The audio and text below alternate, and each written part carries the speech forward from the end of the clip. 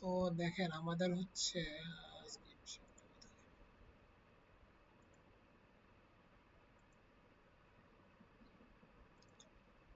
হ্যাঁ দেখেন আমার স্ক্রিন শেয়ার কি দেখাচ্ছে? হ্যাঁ স্যার। হ্যাঁ তো দেখেন স্ক্রিন শেয়ারে এই যে আমাদের ম্যাটেরিয়ালস গুলো আছে। সো প্রথমে আমরা যেটা পড়ছিলাম সেটা হচ্ছে ওই বেসিক ইন্ট্রোডাকশন আর হচ্ছে ওয়াটার কোয়ালিটি প্যারামিটার, ঠিক আছে? তো এখন দেখেন ওয়াটার কোয়ালিটি প্যারামিটারের মধ্যে এই যে আমাদের যে স্লাইডগুলো আছে এটা আমি একটু বলে দেই আপনাদের সুবিধার্থে। দেখেন এই যে এই জিনিসগুলো হচ্ছে আপনাদের যে physical, chemical, microbiological, radiological properties, ঠিক আছে? সো এখন এগুলা আপনার হচ্ছে এইখান থেকে পড়তে হবে এমন কোনো কথা নেই। আপনি যদি নিজে আলাদা নোট করে পড়েন বা বই থেকে নেট ঘেটে পড়েন, you are most welcome. But যেহেতু আপনাদের সুবিধা হয় এই জন্য হচ্ছে আমি এই জিনিসগুলো দিয়েছি, physical characteristics, turbidity, colour, taste, odour, ঠিক আছে? Chemical characteristics, chloride, arsenic, lead, ঠিক আছে? এটা হচ্ছে আমার স্যার, আমাদের যে স্যার ছিলেন তার হচ্ছে হ্যান্ড নোট, সো আমি হচ্ছে ওইটাই আপনাদের প্রোভাইড করছি। আচ্ছা, এই সেম জিনিস হচ্ছে এখানেও, যে আপনার ওই যে বায়োলজিক্যাল ক্যারেক্টারিস্টিক যেটা আছে 4 পাতার ইয়া, এক পাতা তো টাইটেল, বাকিগুলো হচ্ছে আপনার জাস্ট হচ্ছে পড়ার জন্য। এখন দেখেন এইটা তো আপনার আসবে না, এটা জাস্ট হচ্ছে আমরা জাস্ট দেখানোর জন্য আপনার দেখাইছিলাম জাস্ট আলটিমেটলি টেস্টে কি কি করে। তো এখানে এই দুই দুই পাতা আছে, মোস্টলি হচ্ছে আপনার এই যে মাইক্রোবায়োলজিক্যাল ক্যারেক্টারিস্টিক যেটা ওইটা। দেন তারপর দেখেন এই যে এই জিনিসগুলো হচ্ছে কি, যে স্ট্যান্ডার্ড গুলো আমি নোট করছিলাম, এটা আমার নিজের নোট, আমি ওইটা দিছি। দেন দেখেন এইখানে হচ্ছে এই যে ওয়াটার কোয়ালিটি প্যারামিটারস, এটা হচ্ছে আমার, এটা হচ্ছে আরো একটা নোট, ঠিক আছে? এই জিনিসগুলো হচ্ছে আপনারা বই ঘাটলে বই থেকে পড়তে পারেন, বাট আমার হচ্ছে মনে হচ্ছে যে আপনাদের একটু এগুলো দিলে হচ্ছে একটু পড়ার সুবিধা হবে, যার জন্য হচ্ছে আমি হাতে লেখা হ্যান্ড নোট গুলো দিচ্ছি, ঠিক আছে? সো এই হচ্ছে ব্যাপার, এখানকার কন্টেন্ট গুলা হচ্ছে আপনার আহ, জানা হচ্ছে দরকার, ঠিক আছে? যেমন হচ্ছে আপনার এই যে মেথডস অথবা unit process for specific impurities. তো এখানে দেখেন আপনার হচ্ছে যে aeration, water softening, arsenic removal, iron removal, activated carbon, so এই জিনিসগুলো হচ্ছে জাস্ট শর্ট আউট করা আছে, আপনি যদি ইন্টারনেট থেকে পড়েন সেখানে পড়তে পারেন। বা ধরেন আমাদের হচ্ছে এখানে এই যে কলিফর্ম গ্রুপ কেন সিলেক্ট করা হয়, এইসব ব্যাপার যেগুলো আমরা ক্লাসে লেকচারে বলছিলাম আর কি, ঠিক আছে? ওইগুলো দেন ধরেন হচ্ছে এই যে ধরেন কালার, টেস্ট, ওডর, টেম্পারেচার, ঠিক আছে? এই জিনিসগুলোর একটু সামান্য বর্ণনা দেওয়া আছে। সো আলটিমেটলি ঘুরে ফিরে জিনিসপাতিগুলো কিন্তু সেম, আপনারা হচ্ছে যদি একটু ভালো খুলে দেখবেন তাহলে খুব বেশি কিছু নাই। এইটা গেল প্রথমে। দেন দেখেন সেকেন্ডটা ছিল হচ্ছে এয়ার কোয়ালিটির, ঠিক আছে? এয়ার কোয়ালিটির যে গ্যাজেট ম্যাজেট তো আপনাদের লাগতেছে না, রিপোর্টও লাগতেছে না আর কি, এখানে একটা ইয়া ছিল। বাট আপনারা হচ্ছে গত দিনে বলছিলেন যে হচ্ছে আপনাদের সিলেবাস অনেক বড় হয়ে যাচ্ছে, সো আমরা হচ্ছে এয়ার কোয়ালিটিটা বাদ দিয়ে দিচ্ছি, ঠিক আছে? এয়ার কোয়ালিটি লেকচার 2 যেটা, এইটা আপনাদের মিডে নাই, ঠিক আছে? আই রিপিট, এইটা হচ্ছে আপনাদের মিডে নাই। সো এটা হচ্ছে একটু ভালোভাবে মাথায় রাখেন, তাহলে আপনাদের মিডে কি কি থাকতেছে। এই যে আহ, এই জিনিসটা হচ্ছে দেখেন যে এখানে হচ্ছে আপনার দেখেন এই ইয়াগুলোর মধ্যে আসলে অনেক কিছু আছে, এটা হচ্ছে আমরা স্টেপ বাই স্টেপ দেখাই। সো প্রথম যেটা সেটা হচ্ছে আপনার এই যে ইন্ট্রোডাকশন টু ওয়াটার সাপ্লাই, ঠিক আছে? আচ্ছা একটা মিনিট থাকবেন।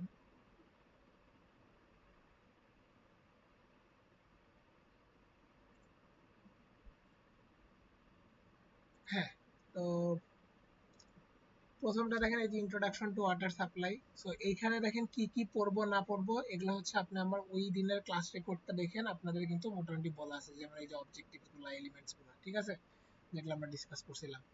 দেন হচ্ছে এই যে এগুলো তো লাগে না, প্ল্যানিং এন্ড ডিজাইন কনসিডারেশন। দেন ধরেন এখানে এই যে হাইড্রোলজিক্যাল সাইকেল বলছিলাম একটু দেখে নিতে, যেটা হচ্ছে সোর্সেস অফ ওয়াটার, এই চ্যাপ্টারে না আর কি, পরেরটায়। দেন ধরেন এই যে গ্রাউন্ড ওয়াটার প্রবলেমের মধ্যে কি কি পড়বো না পড়বো এগুলো কিন্তু আমাদের বলা ছিল, যে দেখেন গ্রাউন্ড ওয়াটার ইন বাংলাদেশ, ঠিক আছে? দেন হচ্ছে এই যে problems of ground water development. So এই হচ্ছে ব্যাপারগুলো, এইগুলো হচ্ছে আপনারা ওই স্পেসিফিক দিনের ক্লাস রেকর্ডটা দেখেন একটু কষ্ট করে, তাইলেই বুঝতে পারবেন। দেন এটা হচ্ছে যে পপুলেশন প্রজেকশনের ম্যাথের পিডিএফ, ঠিক আছে? এটা এখন ম্যাথের পিডিএফ দিছিলাম আমি, একটা শর্ট নোট ছিল আমার কাছে আর কি, যে কিভাবে করবেন। সো এই ম্যাথের পিডিএফটা যেটা আমরা হচ্ছে ম্যাথটা করছিলাম ক্লাস। দেন দেখেন হচ্ছে গ্রাউন্ড ওয়াটারের এক্সট্রা, এটা হচ্ছে আমি নিজে বানাইছিলাম, ওই যে আপনাদের যেটা দেখালাম ground water in Bangladesh problems in ground water development, ওই জিনিসগুলাই হচ্ছে একটু সামারাইজ করে, ঠিক আছে। এখন আপনার পড়তে যেটা সুবিধা, এখানে একটু সংক্ষিপ্ত করে, এখানে একটু বড় করে, ওইটা বইয়ের পিডিএফ, এটা হচ্ছে আমার হচ্ছে সামারাইজ করে ইয়া করা পিডিএফ। দেন দেখেন এই যে এটা হচ্ছে যে ওয়াটার কোয়ালিটি এন্ড কোয়ান্টিটি, যেটা আমরা পড়ছিলাম, এখানে আমরা পপুলেশন প্রজেকশনের ম্যাথ করছিলাম, ঠিক আছে, যে লিস্ট স্কয়ার মেথডের। আচ্ছা, তারপর দেখেন ওই যে প্রথম চ্যাপ্টার দেখালাম না, যে ওয়াটার কোয়ালিটির ব্যাপারগুলো যেগুলো আমি হ্যান্ড নোট দিছিলাম, ওগুলো কিন্তু এইখানেও আছে এই বইয়ে। তো আপনি ইচ্ছা করলে এই বই থেকেও পড়তে পারেন। ইভেন আমি আপনাদের কিন্তু দুইটা বইয়ের রেফারেন্সও আপলোড দিয়েছি, ঠিক আছে। তো আপনাদের আসলে পড়ার কোনো সীমাবদ্ধতা নাই, আপনার যেখান থেকে ইচ্ছা পড়তে পারেন, এই লেকচার ওই লেকচার যেটা আপনার ইয়া। সেই জন্য একদিন হচ্ছে সবগুলা স্লাইড হচ্ছে ডাউনলোড করবেন, ডাউনলোড করে একটু নোট করবেন যে হ্যাঁ আপনার কোনটা কোথা থেকে পড়লে ইজি হবে, ঠিক আছে আপনার জন্য। যেমন ধরেন এখানে আর্সেনিক নিয়ে অনেক কথাবার্তা বলছে, বাট আপনি আমার হ্যান্ড নোটে দেখবেন যে অনেক সংক্ষিপ্ত ভাবে লেখা। তো এই হচ্ছে ব্যাপারগুলো, এখানে নতুন কিছু নাই। আচ্ছা, and আমরা কিন্তু যখন আপনার এই ক্লাসের রেকর্ডিংটা দেখবেন, আমরা কিন্তু এখানকার ওয়াটার কোয়ালিটি কিছু পড়াইনি, কারণ ওটা আমরা প্রথম ক্লাসেই ডিসকাস করছিলাম, আমরা হচ্ছে ম্যাথ করছিলাম, ঠিক আছে। এই হচ্ছে ব্যাপার। দেন ধরেন এটাও চলে গেল। তারপরে হচ্ছে হ্যাঁ, তারপরে হচ্ছে আমাদের হচ্ছে এই যে পাম্পিং, ঠিক আছে। পাম্পিং মেশিনারির মধ্যে হচ্ছে আপনার আহ, দেখেন কি আছে, এটা হচ্ছে পুরা চ্যাপ্টারটা। এই চ্যাপ্টারের মধ্যে আমরা হচ্ছে এই যে আমরা কি এই যে পারপোজ করছিলাম, টাইপস অফ পাম্পস গুলো দেখছিলাম, ঠিক আছে। পাম্পের কোন বেসিসে কোনটা, এর হয়তো ডিটেলস আমরা পড়ি নাই, ঠিক আছে, আপনাদের বলছিলাম একটু দেখার জন্য। তারপর হচ্ছে বলছিলাম যে এই যে pumps on the base of mechanical properties, এটা হচ্ছে খুব ইম্পর্টেন্ট। এই যে ডিসপ্লেসমেন্ট, ঠিক আছে, রেসিপ্রোকেটিং রোটার, এই যেগুলো আমরা ডিসকাস করছিলাম ক্লাসে। দেন সেন্ট্রিফিউগাল পাম্প। আচ্ছা, তারপরে হচ্ছে আপনার আহ, এই যে অ্যাডভান্টেজ, মানে সেন্ট্রিফিউগাল পাম্প কেন ইউজ করা হয়, এইটাই হচ্ছে যেহেতু মোস্টলি ইউজ হয়, সো এগুলো একটু পড়ে নিয়েন আর কি। দেন হচ্ছে এখানে এই জিনিসগুলো এত দেখার দরকার নেই আর কি, জাস্ট হচ্ছে জানার জন্য নামগুলো পড়তে পারেন, well pump, deep well, turbine pump, ঠিক আছে। দেন তারপরে হচ্ছে এই যে general concession for pumping installation, এগুলো হচ্ছে আহামরি লাগবে না, ঠিক আছে। সো এগুলো আমরা কিন্তু ক্লাসে ডিসকাস করিনি। তবে এই জিনিসটা কিন্তু খুব important, total lift of pump, এটা হচ্ছে আপনারা ম্যাথে অনেক সময় দেখতে পারেন। সো এই টোটাল লিফট অফ পাম্প, এটা হচ্ছে আপনারা একটু পড়ে নিন, ঠিক আছে। তো এইখানকার যে জিনিসগুলা, এটা হচ্ছে একটু মানে জানার জন্য, যে এই যে সাকশন লিফটটা কি, ঠিক আছে, বা কত হয়। দেন হচ্ছে টোটাল লিফট অফ পাম্প, এগুলো হচ্ছে আপনার মানে বেসিক, ঠিক আছে, এগুলো আপনারা যত পড়বেন তত জানবেন। এখন এখানে তো আসলে শর্টকাট করে আসলে জিনিসটা আপনাদের জন্যই ক্ষতি। তাও ধর আমি বললাম আমাদের সময় স্বল্পতার কারণে আমরা সবকিছু হয়তো পড়াতে পারি, যেগুলো একবারে না পারলে না ওই জিনিস। দেন এই যে হর্স পাওয়ার রিকোয়ার্ড, তো আমরা ম্যাথ করছিলাম, ঠিক আছে, যে এইচ কিউ বাই 3960, এটা আমরা ফার্স্ট 3.9 দিছিলাম, বাট এটা হচ্ছে 3960, ম্যাথ গুলো করলেন আর কি। দেন এটার আরেকটা ফর্ম ছিল, দেন এটা হচ্ছে যে এফিসিয়েন্সি, ঠিক আছে, একটা হচ্ছে আপনার ব্রেক হর্স পাওয়ার, একটা হচ্ছে অ্যাকচুয়াল হর্স পাওয়ার। দেন দেখেন এই যে এখানে 5টা প্রবলেম ছিল, প্রবলেম 1 2, ঠিক আছে, 3 4 5, আমরা হচ্ছে 4 5 দেখছিলাম মেইনলি, বাট বাকিগুলো যদি আপনি দেখেন, ধরেন এই যে প্রবলেম 3 সেম, যে এই যে ওয়াটার সাপ্লাইড, এখানে কাস্ট আয়রন, এই যে 425 এমজি আপনার কিউটা দেওয়া আছে, loss of all head friction estimated হচ্ছে 300 ফিট। সো দেখেন যে ফ্রিকশন ফ্যাক্টর দেওয়া আছে, আপনি হচ্ছে এখানে কি হেড লসটা বের করেছেন, ওই যে 4 FL V স্কয়ার, ঠিক আছে, এলটা হচ্ছে আপনি কেমনে বের করছেন, এলটা হচ্ছে আপনি এখান থেকে বের করেছেন, ঠিক আছে। 4 FL V square divide by 2 GD।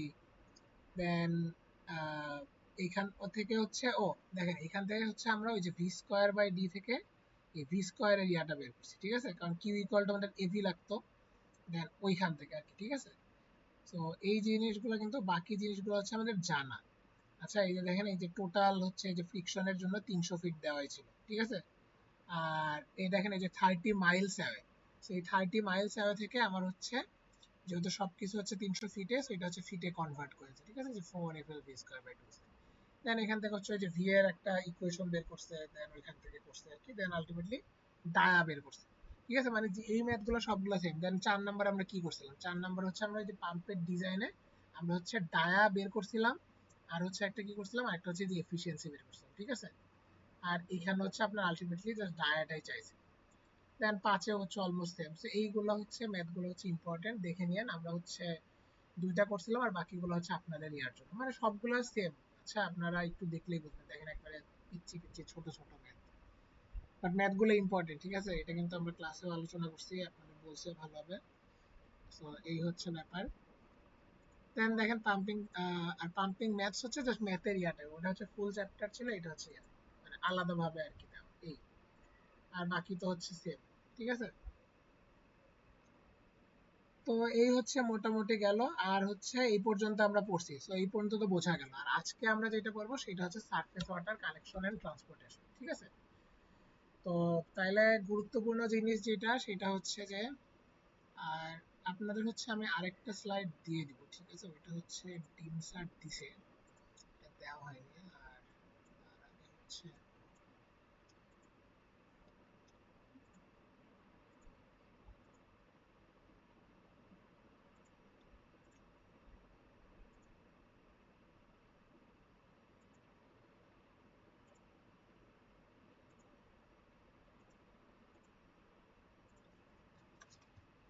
হ্যাঁ তাহলে দেখেন আমাদের সিলেবাসে কি কি থাকতেছে।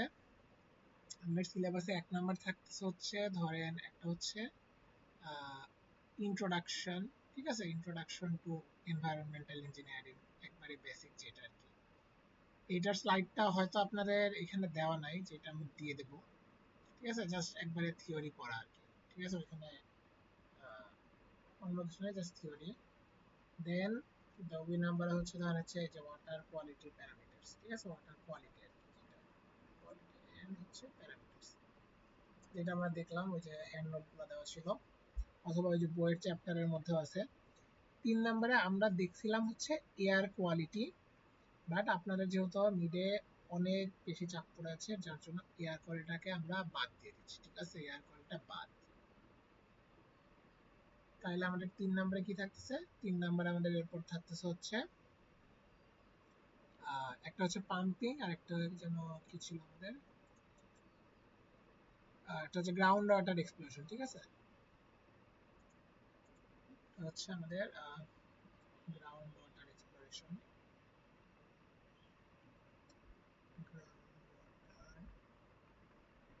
Exploration and well hydraulics. আচ্ছা, এইটা মনে হয় আমি হচ্ছে আপনাদের আজকে রিভিউটা করি নাই, একটু দেখাই দিয়ে আসি। সো দেখেন গ্রাউন্ড ওয়াটার কিন্তু আমরা ওই যে অনেক সময় নিয়ে পড়ছিলাম। তো এখানে দেখেন হচ্ছে যে 29 পাতার স্লাইড আমি যেটা বানাইছি আপনার জন্য, বাট বেসিক্যালি অনেক ছবি টবি আছে, যে এই যে আর্থের কোথায় কি আছে না আছে। আচ্ছা, দেন হচ্ছে যে distribution of global water, then হচ্ছে যে understanding of ground water definition কি, then primary mechanism, infiltration, percolation, surface water, ঠিক আছে, এই জিনিসগুলো ডিফারেন্সগুলো important. Then forms of subsurface water কোন কোন ফর্মে থাকে না থাকে, ঠিক আছে। এখানে হচ্ছে ওই জিনিসগুলো বলা আছে যে water table, zone of aeration, zone of saturation, ঠিক আছে। এগুলো আপনারা যদি কেউ মনোযোগ দিয়ে ক্লাস শোনেন তাহলে দেখতে পারবেন, অথবা ক্লাসটা করে দেখতে পারেন।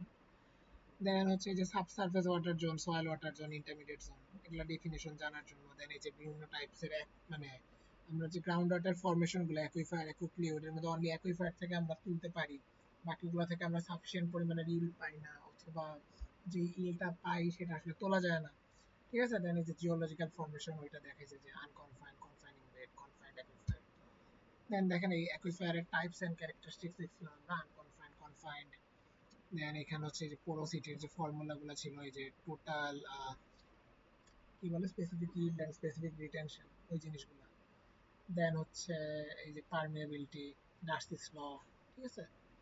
তারপরে হচ্ছে আমরা এই যে ফ্লো টুয়ার্ডস ওয়েল, যেটা খুবই ইম্পর্টেন্ট, এই যে কোন অফ ডিপ্রেশন, ড্র ডাউন, ঠিক আছে, ভেরি ভেরি ইম্পর্টেন্ট আপনার জন্য, মেকানিক্সটা কিভাবে হচ্ছে। দেন আমরা এখানকার ডেরিভেশন গুলো আপনাদের দেখাইছিলাম, দেন আপনার মনে আছে কিনা। দেন হচ্ছে এই ডেরিভেশন গুলো বেস করে আমরা ম্যাথ করছিলাম, ঠিক আছে, এই যে আনকনফাইন্ড, কনফাইন্ড। দেন এখানকার ম্যাথ করছিলাম এই ফর্মুলা গুলা দিয়ে। দেন 2 নাম্বারে হচ্ছে একটু নতুন ফর্মুলার ম্যাথ করছিলাম। আর এই জিনিসগুলো হচ্ছে কিন্তু আপনাদের বলেছিলাম আমি যে এখানে স্লাইডে এগুলা D2 আসছে, বাট আলটিমেটলি কিন্তু এগুলা ডি স্কোয়ার। আপনারা হচ্ছে ইকুয়েশন গুলা দেখলেই বুঝতে পারবেন, ঠিক আছে, ডি স্কোয়ার আর কি। তারপরে যে 1002 না, এটা হচ্ছে 100 স্কয়ার বা 80 স্কয়ার, এগুলো হচ্ছে ওইভাবে একটু ক্যালকুলেট করে ঠিক করে নিন, ঠিক আছে। দেন প্রবলেম 2 হচ্ছে ওই যে দুইটা পাশাপাশি ওয়েল থাকতো, ঠিক আছে, ওইখানে ফর্মুলাটা একটু আলাদা। সো ওই টাইপের একটা ম্যাথ দেওয়া আছে। এখানেও সেম, যে D square minus D two square. আপনারা কিন্তু আবার পরীক্ষার খাতায় যে D two minus D two মুখস্থ করেন না, এটা কিন্তু আমি ক্লাসেও হচ্ছে ক্লাস রেকর্ডিং এর সময় ভালোভাবে দেখাই দিছি, এখন আবার বলেছি। সো এটা মেক শিওর করেন। আপনারা হচ্ছে সমস্যা হচ্ছে যে আপনারা অর্ধেক কথা শোনেন, অর্ধেক কথা শোনেন না, যার জন্য হচ্ছে সমস্যা, ঠিক আছে। তো এখানে যে ম্যাথ গুলা দেখেন, থিওরির ডেফিনেশন গুলা দেখেন, তাইলেই মোটামুটি হয়ে যাবে। তো দেখেন গ্রাউন্ড ওয়াটার গেল। দেন 4 নম্বরে আমাদের কি ছিল? 4 নম্বরে যেটা ছিল সেটা হচ্ছে আমাদের ওই যে ইন্ট্রোডাকশন টু ওয়াটার সাপ্লাই, ঠিক আছে, ইন্ট্রোডাকশন টু ওয়াটার সাপ্লাই। তারপর হচ্ছে যে গ্রাউন্ড ওয়াটারের ব্যাপারগুলো, গ্রাউন্ড ওয়াটার ইন বাংলাদেশ, আচ্ছা, বাংলাদেশ। আর হচ্ছে একটা কি ছিল, ওয়াটার কোয়ান্টিটি। আচ্ছা, ওয়াটার কোয়ান্টিটি এটা কিন্তু ইম্পর্টেন্ট, ওয়াটার কোয়ান্টিটির ম্যাথগুলো কিন্তু ইম্পর্টেন্ট, ঠিক আছে, ওয়াটার কোয়ান্টিটি। এন্ড আরেকটা যেটা ছিল, আরেকটা হচ্ছে পাম্পিং, পাম্পিং মেশিনারিজ, ঠিক আছে, পাম্পিং মেশিনারিজ এন্ড হচ্ছে এর ম্যাথ ছিল। আর লাস্টে আজকে যেটা পড়বো আমরা সেটা হচ্ছে surface water collection and transportation.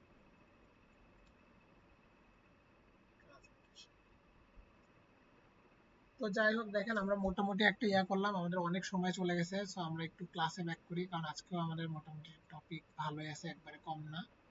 So এই হচ্ছে আপনাদের মোটামুটি মিডের সিলেবাস, ঠিক আছে। আপনার হচ্ছে আপডেটেড ইয়াটাও আপলোড করা দেওয়া আছে ক্লাসের রুমে, আপনাদের কোর্স আউটলাইন ওইটা দেখলেও বুঝতে পারবেন। তো দেখেন তাহলে হচ্ছে আমরা আজকের পড়ায় ফিরে যাই। তো আজকে দেখেন, আজকে আমি দুইটা জিনিস থেকে দেখাবো। একটা হচ্ছে এই যে বইটা, যে বইটা আমি অলরেডি লাগাই দিছি, আহ, মানে দাগাই দিছি যে কি কি পড়বো, এন্ড এটা হচ্ছে আপনাদের ওটার কি বলবো, ক্লাসরুমে হচ্ছে আপডেটও করা আছে, ঠিক আছে। তো ওইটা, ওইখান থেকে থিওরি গুলা পড়বেন, ঠিক আছে, থিওরি বর্ণনাগুলা। আর হচ্ছে আমি এখানে এই যে আপনাদের জন্য একটা স্লাইড বানাইছি, আমার বোঝানোর সুবিধার্থে আর আপনাদের বোঝার সুবিধার্থে। তো আমরা এইখান থেকে জিনিসগুলো দেখবো, ঠিক আছে, আমরা সাইমultaneously দুইটা দেখবো যাতে আপনাদের একটু ইজি হয়। এই জিনিসটা শুরু করি।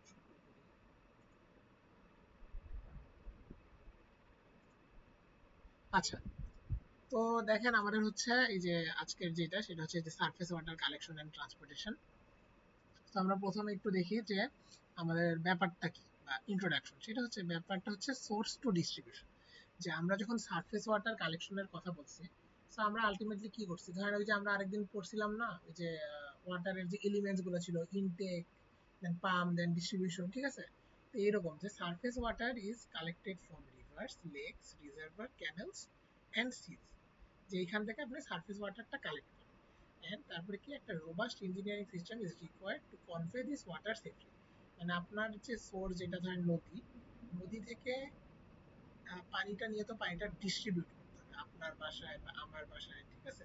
যেটা ধরেন আমাদের এখানে কি বলবো, ঢাকা ওয়াসা যারা করে থাকে, আমাদের তো ওয়াটার সাপ্লাইয়ের তার আছে। এই যে জিনিসটা, এইটাই হচ্ছে আমার মানে এই জিনিসের ইয়া যে সারফেস ওয়াটার কালেকশন। তো আমরা কিন্তু এই যে ওয়েল হাইড্রোলিক্স আমরা কি করছিলাম, ওইটা ছিল গ্রাউন্ড ওয়াটার, ঠিক আছে, ground water. This is surface water. Surface water মানে কি, সেটা সারফেসে পাচ্ছি, যেমন রিভার, সি, লেক, ঠিক আছে, রিভার, সি, লেক, আচ্ছা এইগুলো। আর গ্রাউন্ড ওয়াটার কি, গ্রাউন্ড ওয়াটার কিন্তু ছিল এই যে আপনার নিচে দিয়ে, ঠিক আছে, অ্যাকুইফার দিয়ে আমরা হচ্ছে পাম্প দিয়ে তুলতেছি।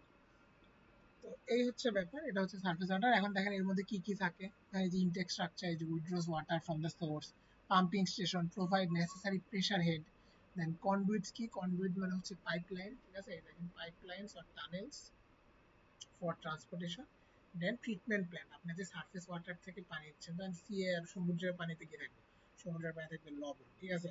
সেই লবণাক্ত পানি তো আপনি খাইতে পারবেন না, বাট লেকের পানিতে আপনার হচ্ছে কিছু ইমপিউরিটিস থাকতে পারে, ওটা তো আর হচ্ছে ফুললি বিশুদ্ধ পানি না। এই জিনিসগুলো হচ্ছে আপনার সরি, এই জিনিসগুলো হচ্ছে আপনার কি করতে হবে, আপনার ট্রিটমেন্ট করতে হবে, ঠিক আছে, ট্রিটমেন্ট। এর জন্য ট্রিটমেন্ট প্ল্যান্টে পাঠাইতে হবে। তো দেখেন এই যে এখানে sources of water, clean water reservoir, transmission line, distribution line, আচ্ছা, তো এই হচ্ছে আমাদের মানে কি এই যে ইঞ্জিনিয়ারিং সিস্টেমটা বললাম সেই সিস্টেমে ইনটেক স্ট্রাকচার থাকে, পাম্পিং স্টেশন থাকে, কনভেয়র থাকে, ট্রিটমেন্ট থাকে। ঠিক আছে, এই হচ্ছে ব্যাপার। এখন দেখেন এই জিনিসটা আপনি একটু দেখাই দিই যে এটা কিন্তু এই যে বই থেকে, ঠিক আছে, এই যে বইয়ের যে ডেফিনেশন ছিল দেন হচ্ছে এই যে ইনটেকের মধ্যে যে রিভার ইনটেক, ঠিক আছে, লেক ইনটেক, লেক বা রিজার্ভার ইনটেক, এই জিনিসগুলো হচ্ছে আপনাদের জন্য তুলে ধরার জন্য স্লাইডটা। তো আমরা এখান থেকেও সাইমultaneously দেখে যে আপনি একটু ভাব পাবেন। তো ইনটেকের ব্যাপারটা তো বুঝলেন যে আমরা হচ্ছে পানি যে কালেক্ট করছি, ঠিক আছে। সো এটা হচ্ছে মোস্টলি দুই প্রকার হয়, একটা হচ্ছে রিভার ইনটেক, একটা হচ্ছে lake and reservoir intake. So river ইনটেকের জন্য হচ্ছে দেখেন এই যে constructed well upstream from points of discharge and sewage industrial base, and operational local will take advantage of deep water, stable bottom and favorable quality. এগুলো হচ্ছে just একটু বর্ণনা আর কি, ঠিক আছে, থিওরি জিনিসগুলো হচ্ছে আপনি একটু পড়ে নেবেন। আর দেখেন এখানে একটা সুন্দর ফিগার দেওয়া আছে। তো এই ফিগার হচ্ছে ইম্পর্টেন্ট যে জিনিসটা সেটা আপনাকে দেখাই দিই, যেটা আপনাকে জানা উচিত। সেটা হচ্ছে দেখেন এখানে আমার এটা হচ্ছে কি, এটা হচ্ছে আমার ওয়াটার লেভেল, ঠিক আছে, এটা হচ্ছে আমার ওয়াটার লেভেল। দেখেন এখানে এই যে আর এই যে এই জিনিসটা কি, এই জিনিস হচ্ছে পাম্প। দেন দেখেন এই যে পাম্পের হচ্ছে কেসিং দিছে দুইটা, ঠিক আছে, একটা হচ্ছে আউটার কেসিং, একটা হচ্ছে ইনার কেসিং। এইখান দিয়ে হচ্ছে পাম্পের মাঝে দিয়ে হচ্ছে আমার পানিটা আসবে আর কি। দেন এখান দিয়ে হচ্ছে ডিসচার্জের লাইন আছে। এখানে দেখেন আপনার এই যে তুলবো যে পানিটা, ঠিক আছে, ইনটেক, এখানে তিনটা লেভেল আছে, একটা হাই লেভেল, একটা হচ্ছে ইন্টারমিডিয়েট লেভেল, একটা হচ্ছে লো লেভেল। তো আপনাকে যখন আপনারা প্রফেশনাল প্র্যাকটিসে যাবেন আপনাদের এইভাবেই ডিজাইন করতে হবে যে আমার তো হচ্ছে নদীর পানি অনেক সময় শুকায় যাইতে পারে বা লেভেলটা ফ্লাকচুয়েট করতে পারে, যে গ্রীষ্মকালে লেভেলটা কমে গেছে, শীতকালে লেভেলটা বেড়ে গেছে বা বর্ষাকালে বেড়ে গেছে। তো যখন এই জিনিসগুলো হবে সো আপনি এমন ভাবেই প্ল্যান করবেন, আপনার তো মানে ইনটেক পয়েন্টটা বারবার চেঞ্জ হবে না। সো আপনি একটা হাই লেভেলে রাখবেন, একটা ইন্টারমিডিয়েট রাখবেন, একটা লো লেভেলে রাখবেন, ঠিক আছে। এখান থেকে আসবেন, দেন স্ক্রিনের মধ্যে হচ্ছে একটু ইম্পিউরিটিস হচ্ছে রিমুভ হবে, দেন এখান থেকে হচ্ছে উঠে যাবে। এই হচ্ছে ব্যাপার। আচ্ছা, সো এই জিনিসগুলো হচ্ছে একটু পরে নিয়েন আর কি, তাহলে হচ্ছে আপনাদের জন্য বেটার। দেন পরেরটা হচ্ছে লেক অ্যান্ড রিভার ইনটেক, ঠিক আছে। লেক অ্যান্ড রিভার ইনটেকও সেম, দেখেন এই যে একটা ফিগার দিচ্ছে যে আপনি কিভাবে প্লেসমেন্ট করবেন, এই যে ইন্টারমিডিয়েট লেভেল, লো লেভেল, ঠিক আছে, হাই লেভেল। আচ্ছা, আর এখানে হচ্ছে যে lake intakes are sited with due reference sources of pollution, ঠিক আছে, যে পলিউশন যেখানে হয় ওই সব জায়গা থেকে আমরা দূরে রাখতে হবে intakes source preventing winds and surface currents. And reservoir intakes resemble lake intakes generally like closer to the bank, ঠিক আছে, deepest part of the reserve. They are often incorporated into the impounding structure itself, ঠিক আছে। এই হচ্ছে ব্যাপার। তো এটা গেল, দেন ইনটেক ভেলোসিটি আছে, এটা আমরা হচ্ছে স্লাইডেই দেখবো আর কি। আর এই ডিজাইন কনসিডারেশন এগুলো হচ্ছে পড়া লাগবে না, ঠিক আছে। এই যে যেগুলো হাইলাইট করা আছে ট্রান্সপোর্টেশন অফ ওয়াটার, আপনাদের পিডিএফ আছে, ওগুলাই হচ্ছে আমরা পড়তেছি আর কি। তো দেখেন এটা গেল। তারপর দেখেন আমাদের হচ্ছে এই যে আমরা একটা ফিগার রাখছি আর কি, যে যে হাই ভেলোসিটি সারফেস ফ্লো, দেন হচ্ছে হেভি মেটাল ক্রসিং পাইপলাইন। এটা হচ্ছে জাস্ট ওভারঅল একটা থিওরির জন্য একটা ইমেজ হচ্ছে আমি অ্যাড করছি। দেন দেখেন এই যে bridging the gap between natural source and urban distribution, এটা হচ্ছে আমাদের এই আজকের চ্যাপ্টারের মূল প্রতিপাদ্য বিষয়, ঠিক আছে। দেখেন আমরা যদি ছবিটা একটু দেখি তাহলে এই যে এই জিনিসগুলো কি, এই যে আপনার ওয়াটারের সোর্স দেখতেছেন, ঠিক আছে, এই যে ওয়াটার সোর্স। তো এই সোর্স গুলো দেখেন, এই যে সোর্স নেটওয়ার্ক, এই surface water is collected from rivers, reservoirs and ওই যে দেখেন ওই বইয়ের কথাই কিন্তু আমরা লিখছি। তারপর কি করছি, ওই যে একটা রোবাস্ট কালেকশন সিস্টেম, ঠিক আছে, একটা রোবাস্ট কালেকশন সিস্টেম। তো এই কালেকশন সিস্টেমের মধ্যে কি দেখেন, যে এই যে আপনার ইনটেক থাকতেছে, উইথড্র করতেছি পানি, আচ্ছা, বা উইথড্রল। দেন সাকশন লিফট থাকতেছে যার মধ্যে পানিটা যাচ্ছে, দেন পাম্পিং স্টেশন যেটার মাধ্যমে পানিটা হচ্ছে আপনার এই যে পাইপের মধ্যে দিয়ে ফ্লো হচ্ছে, ফ্লো হয়ে আলটিমেটলি এই যে আমাদের বাসা বা হাউস গুলায় সাপ্লাই হচ্ছে, ঠিক আছে। তো এইটা হচ্ছে আমার ওভারঅল জিনিসপাতি, যেটা হচ্ছে এই ফিগারটার মধ্যে আপনাদের অ্যাড্রেস করছে। দেন দেখেন ওই যে river intake and lake intake, যেটা আমরা মাত্র দেখলাম যে দুই ধরনের ইনটেক আছে, একটা হচ্ছে রিভার, একটা হচ্ছে রিজার্ভার বা লেক। এখানে দেখেন ফিগার গুলো হচ্ছে একটু দেখে নিয়েন যেটা আমরা ডিসকাস করলাম, তাহলে হচ্ছে আপনাদের জন্য একটু বোঝা ইজি হবে। আর এখানে হচ্ছে একবারে সংক্ষেপে কিছু লেখা আছে যে constructed upstream of the West discharge point, optimized for deep water, stable bottom and flood protection. The suction pumps may be mounted on movable carriages to adapt fluctuating river levels. Then reservoir অথবা lake ইনটেকের জন্য হচ্ছে same, যে আমরা হচ্ছে যে deepest part of the reservoir often incorporated into dam structure itself, তারপরে multi level intact, এই জিনিসগুলো হচ্ছে দেওয়া আছে। দেন পরেরটা যেটা সেটা হচ্ছে এই যে কন্ডুইটস অফ, হ্যাঁ কন্ডুইটস অফ কনভেন্স। ঠিক আছে, কন্ডুইট মানে আপনাকে কিন্তু প্রথমেই আমরা যেটা বললাম সেটা হচ্ছে কন্ডুইট মানে হচ্ছে পাইপলাইন। ঠিক আছে, যে আমরা যেই পাইপের মাঝে এই যে আমাদের সারফেস ওয়াটার যেটা আমরা কালেক্ট করলাম, ঠিক আছে, এই যে সারফেস ওয়াটারটা, এটা হচ্ছে আমরা ট্রান্সমিট কিভাবে করব। ঠিক আছে, এই ট্রান্সমিট কিভাবে করব এইটার হচ্ছে মোড। সো দেখেন আমরা একটু বইটায় যাই, দেখেন এই যে transportation of water. So transportation of water বলতে হচ্ছে এই যে আমরা কিসের মাধ্যমে ট্রান্সপোর্ট করব, এই যে ট্রিটমেন্ট প্ল্যান্ট বা ডিস্ট্রিবিউশনের জায়গায় এই যে কনজিউমারে। সো এটা হচ্ছে মূলত পাইপ দিয়ে, ঠিক আছে, বা কন্ডুইট, কন্ডুইট দিয়ে। তো এখন দেখেন এই যে পাইপ আর কন্ডুইট, এটা হচ্ছে মোস্টলি টু টাইপ। ঠিক আছে, একটা হচ্ছে প্রেসার পাইপ, আরেকটা হচ্ছে গ্র্যাভিটি পাইপ। এখন আপনাদের কি আইডিয়া আছে যে প্রেসার পাইপ কি আর গ্র্যাভিটি পাইপ কি? এনিওয়ান?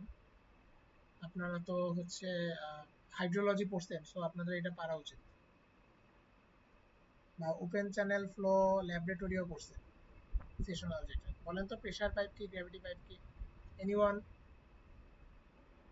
একটু রেসপন্স করেন তাহলে আমাদের জন্য ইজি হবে।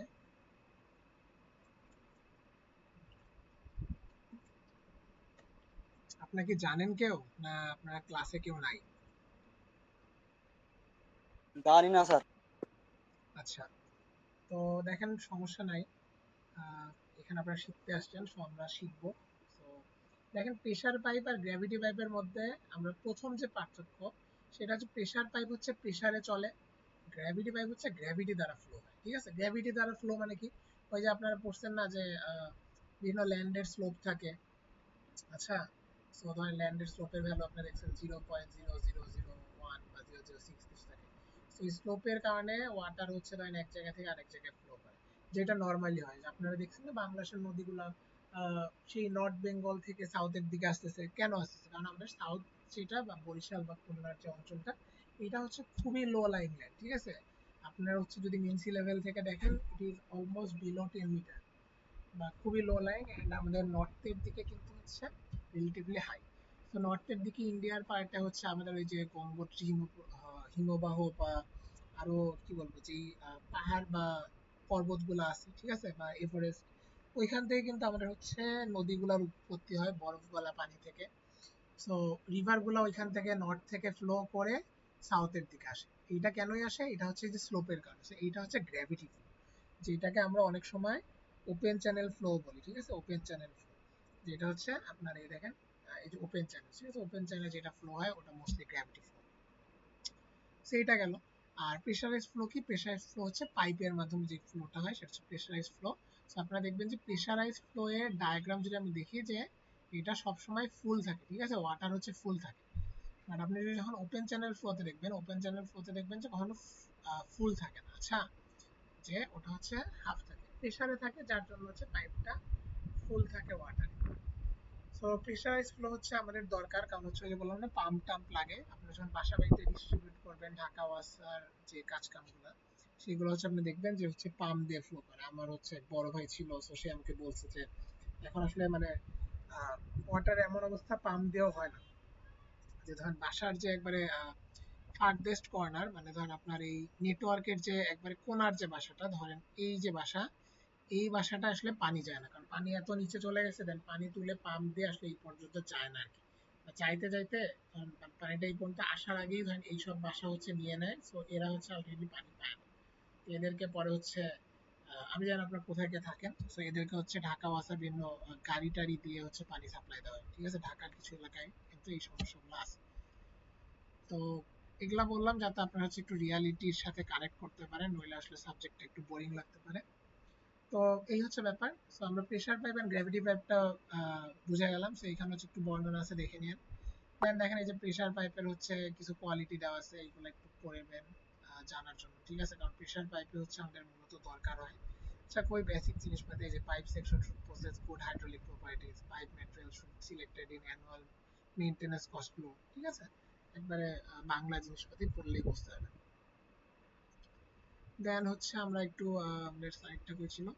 তো দেখেন এই যে স্লাইডে যে গ্র্যাভিটি পাইপ বা open channel and pressure pipe, এই যে water flows fully enclosed under continuous hydraulic pressure, যেটা আমরা বললাম হাইড্রোলিক প্রেসারটা আমরা দিচ্ছি হচ্ছে কি পাম্প দিয়ে। ঠিক আছে, ফুললি এনক্লোজড। আর এখানে কি water flows by natural gravity with a free water surface. ঠিক আছে, এটা একটা খুব ইম্পর্টেন্ট জিনিস যে আমার ওপেন চ্যানেল ফ্লোতে এই ওয়াটার সারফেসটা ফ্রি থাকে, বা বললাম কি পাইপের মধ্যে থাকলেও ফুল থাকে না, উপরের দিকে ফাঁকা থাকে, যেটাকে আমি ফ্রি ওয়াটার সারফেস বলছি। ঠিক আছে, আর নর্মালি দেখেন ক্যানেল ফ্রিও, দেন হচ্ছে এটাকে কি বলবো, অ্যাকুয়াডাক্ট, ঠিক আছে, সবগুলোর মধ্যে ফ্লো হয়। তো এই হচ্ছে ব্যাপার। দেন হচ্ছে আমরা দেখেন এখানে এই জিনিসটা হচ্ছে আমরা এখান থেকে একটু দেখে আসি। So materials for pressure pipe. Pressure পাইপের জন্য হচ্ছে আমরা কিন্তু অনেক ম্যাটেরিয়াল থাকে, like steel, cast iron, concrete, ঠিক আছে, অ্যাসবেস্টস এটসেট্রা। সো এখানে হচ্ছে যে স্টিল পাইপ, তারপরে হচ্ছে cast iron pipe, concrete pipe, ঠিক আছে, ডিফারেন্ট টাইপস অফ পাইপ সম্পর্কে আলোচনা করা হয়েছে, ডিসকাস করেছে। এইগুলো হচ্ছে আপনার জন্য অত ইম্পর্টেন্ট না, আপনারা হচ্ছে জাস্ট একটু কি ইনফরমেশন গুলো নিতে পারেন। যেমন হচ্ছে আমি আপনাদের জন্য হচ্ছে এখানে একটা জিনিস দেখাইছি, দেখেন এই যে কাস্ট আয়রন স্ট্যান্ডার্ড লাইফ কত 100+ ইয়ার্স, স্টিল কত 40+ ইয়ার্স, ঠিক আছে, কংক্রিট কত 40 থেকে 60 ইয়ার্স, পিভিসি কত, পিভিসি হচ্ছে ভ্যারিয়েবল, ডিপেন্ড করে। দেন দেখেন কি অ্যাডভান্টেজ কি, হাই করোশন রেজিস্ট্যান্স, ঠিক আছে, কাস্ট আয়রন, স্টিল কি high strength lighter than cast iron, CI হচ্ছে কাস্ট আয়রন, দেন কি concrete good hydraulics, no turbulation, no tuberculation আর কি, দেন পিভিসি হচ্ছে light easy handle corrosion free, তারপর হচ্ছে এখানে লিমিটেশন দেওয়া আছে, ঠিক আছে, কি অ্যাডভান্টেজ লিমিটেশন। তো এগুলো হচ্ছে আপনারা ওই যে বললাম বইয়ের চ্যাপ্টারটা পড়লে আপনারা মোটামুটি জানতে পারবেন, ঠিক আছে। তো এই হচ্ছে ব্যাপার। আর হচ্ছে আরেকটা জিনিস হচ্ছে দেখাবো আমরা। আচ্ছা, আপনাদের হচ্ছে নামাজের রিয়া দিচ্ছে, so আপনারা যারা নামাজ পড়বেন নামাজে যান। আমাদের হচ্ছে আজকে ক্লাসটা একটু বড় হবে, so আমরা 7:30 পর্যন্ত তো আছি। So আপনারা যারা যাচ্ছেন তারা হচ্ছে নামাজ পড়ে চলে আসেন, ঠিক আছে, লাস্টে আমরা অ্যাটেন্ডেন্স। তো দেখেন তো এইটা হচ্ছে গেল। এখন হচ্ছে আমরা দেখেন যে নেক্সট হাইলাইট করা ছিল সেটা হচ্ছে করোশন অফ মেটাল পাইপ, ঠিক আছে, যে আমরা যে ধরেন এই যে এত টাইপের পাইপ দেখলাম, বা পাইপের মধ্যে যে পানি ফ্লো হয়, আপনারা তো জানেন যে মেটাল যখন পানির সাথে টাচে আসে তখন কিন্তু ওর মধ্যে করোশন হয়। করোশন মানে কি, ওটা হচ্ছে একটা অক্সিডেশন রিঅ্যাকশন, ঠিক আছে। তো এইখানে হচ্ছে কিন্তু আপনার হচ্ছে কি বলবো, করোশন হচ্ছে, করোশন ফলে আপনার কি বলবো, যে মরিচা পড়তেছে, মরিচা পড়লে কি হয় হচ্ছে আপনার জং ধরে, জিনিসটা হচ্ছে উইক হয়ে যায়। আচ্ছা, তো এখানে দেখেন আপনারা করোশন দুই ধরনের, একটা হচ্ছে এক্সটার্নাল করোশন, একটা হচ্ছে internal corrosion. External corrosion, internal corrosion হচ্ছে আমাদের এই যে ফিগারটা আপনারা দেখতে পারবেন, যে দেখেন ইন্টারনাল ব্যাটেলফিল্ড আমরা লিখছি, আর এটা হচ্ছে এক্সটার্নাল, ঠিক আছে, যে পাইপের ভিতরেও হতে পারে দেন পাইপের বাইরেও হতে পারে, যেটাই হোক দুইটা হচ্ছে আমাদের জন্য ক্ষতিকর। দেখেন এই যে এক্সটার্নাল এর ভিতরে লিখছে the surrounding earth and human activity above inflict massive relentless mechanical stresses on the rigid outer structure, ঠিক আছে। এটা হচ্ছে যে ব্যাকফিল গেটের ওই ব্যাপারগুলো। আর ইন্টারনাল ব্যাটেলফিল্ড কি, যে flowing water carries dissolve minerals and gases and continuous chemical and electrochemical war on the inner pipe surface, ঠিক আছে, স্কেল এন্ড করোশন, এগুলো আমরা সামনে দেখবো আর কি। তো ইন্টারনাল এক্সটার্নাল করোশন দুইটা গেল। আর হচ্ছে দেখেন দুইটা ব্যাপার হচ্ছে যে ইন্টারনাল এক্সটার্নাল যে ব্যাপারগুলা, যে এই ডেফিনিশনটা আপনার জন্য ইম্পর্টেন্ট। দেখেন external corrosion is caused by external agent, ঠিক আছে, like biological action, like oxygen, etc. And internal corrosion is generally attributed primarily to the nature of water, ঠিক আছে, ধরেন আপনার ওয়াটার যদি সল্টি ওয়াটার হয়, দেন ওয়াটারে যদি খাট থাকে, ঠিক আছে, খাট থাকে মানে কি হার্ডনেস যদি থাকে, তাহলে আপনি জানেন হার্ডনেস থাকলে ওইখানে বাইকার্বনেট বা হচ্ছে যে আয়ন গুলা বেশি থাকে আর কি, ঠিক আছে। তো এর ফলে আপনার কি হচ্ছে, এখানে হচ্ছে ইন্টারনাল করোশন হচ্ছে, ঠিক আছে। সো এক্সটার্নাল করোশনে এক্সটার্নাল এজেন্ট, ইন্টারনাল করোশনে আপনার হচ্ছে ওয়াটারের কোয়ালিটি, ঠিক আছে। সো আপনার কিন্তু হচ্ছে জাস্ট ওই যে পাইপের ইয়া দিয়ে বললেন না, ঠিক আছে, যে ভিতরে বাইরে, এটা হচ্ছে প্রপার ডেফিনেশন হচ্ছে এটা, ঠিক আছে, যে একটা হচ্ছে এক্সটার্নাল এজেন্ট আর একটা হচ্ছে ইন্টারনাল এজেন্ট। সো এই জিনিসগুলো হচ্ছে একটু জেনে রাখেন ভালো মতো। দেন দেখেন এই যে কেমিক্যাল অ্যাটাক কেমনে হইতে পারে এখানে লেখছে। সো মোস্টলি হচ্ছে দুই টাইপের আপনার রিঅ্যাকশন হয়, একটা হচ্ছে কেমিক্যাল করোশন আর একটা হচ্ছে ইলেকট্রোকেমিক্যাল করোশন, ঠিক আছে, বা ইলেকট্রোলাইসিস। তো আপনারা তো জানেন কেমিক্যাল করোশন বলতে কি বোঝায় বা ইলেকট্রোলাইসিস বলতে। তো আমি হচ্ছে একটু সংক্ষেপে বলে দিই। দেখেন এই যে ইন দা, এই দেখেন এখানে সুন্দর করে লিখতে হবে, in it's simplest form chemical corrosion occurs when iron enters solution as positive ion and combines with the negative ions of water to form ferrous hydroxide. তার মানে কি হলো, যে অক্সিডেশন হলো জারণ বিজারণ, ঠিক আছে, যে পজিটিভ আয়ন গেল নেগেটিভ আয়নের সাথে, হাইড্রোক্সাইড নেগেটিভ আয়নের সাথে যুক্ত করে ফেরাস হাইড্রোক্সাইড হচ্ছে। সো সেটা হচ্ছে কেমিক্যাল করশন।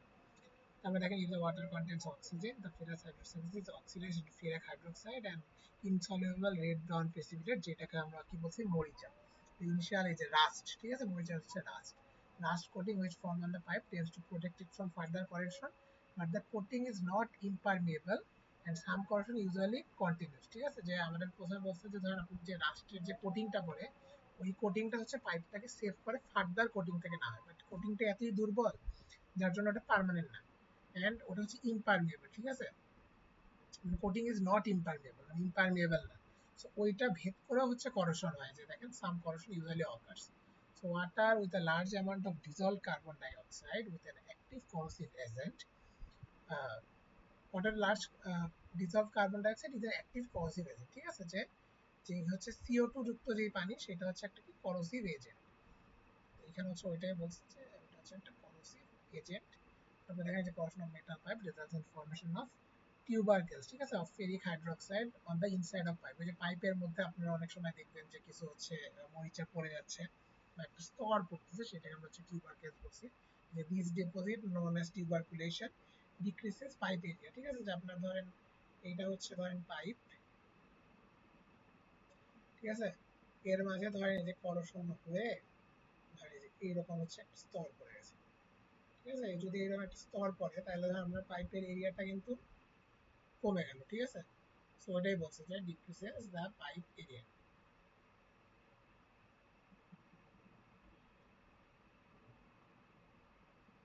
বুঝতে পারছেন, এইটা গেল। তো এইটাই হচ্ছে এখানে লিখছে।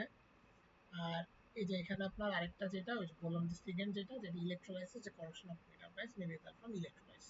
তো ইলেকট্রোলাইসিস তো আপনারা জানেন, সেই বাচ্চাকাল থেকে পড়ে আসছেন যে electrolysis often cause by the galvanic action resulting in two dissimilar metals immersed in water. The rate of electrolysis depends on the dissimilarity of two metals indicated by their reactive position in the electrochemical series. ওই যে আমরা বলছিলাম না, electrochemical সিরিজের মধ্যে যে উপরে থাকে যে নিচে থাকে, এর মধ্যে হচ্ছে একটা ইয়া হয়। তো এটাই হচ্ছে আপনার ইলেকট্রোলাইসিস। তো কিন্তু আপনারা বুঝতেছেন যে যে এই metal which is high in the series is dissolve and deposit on the other metal, ঠিক আছে, ওই যে ইলেকট্রোপ্লেটিং।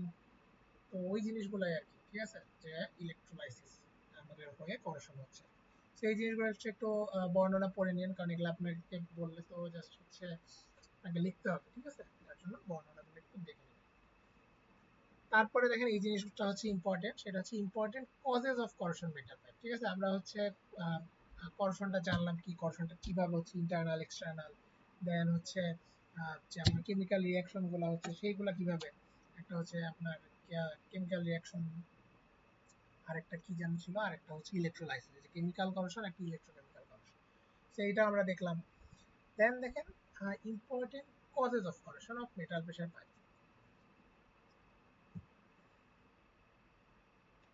তো কজ কজ কি কি, এই ধরনের যে পিটিং, ঠিক আছে। পিটিং হচ্ছে কি, দেখেন localized pitting is usually caused in metal pipe by the concentration of electric current resulting from the potential difference on the metal surface which accelerates, ঠিক আছে। This process also accelerated by dissolved oxygen content of fluid water। দেখেন সুন্দর একটা বর্ণনা দিয়েছে।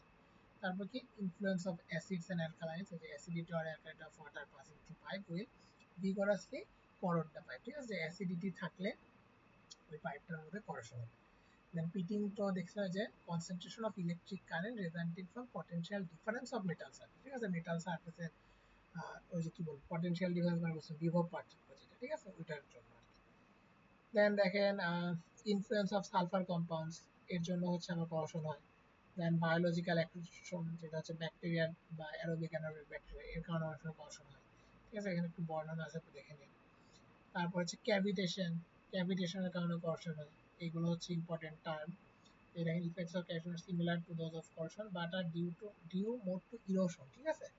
The sudden and alternate making and breaking of high vacuum and creation and concentration of water vapor cause a bombardment of the surrounding surface with particles of water and water vapor moving at high velocity thereby accelerating corrosion, এটা হচ্ছে কি cavitation। তারপর temperature ইফেক্টের কারণে হতে পারে, ওইটা লিখছে যে টেম্পারেচার যদি এত থাকে তাহলে the rate of corrosion in water pipes may be increased, ঠিক আছে। তারপর হচ্ছে আমার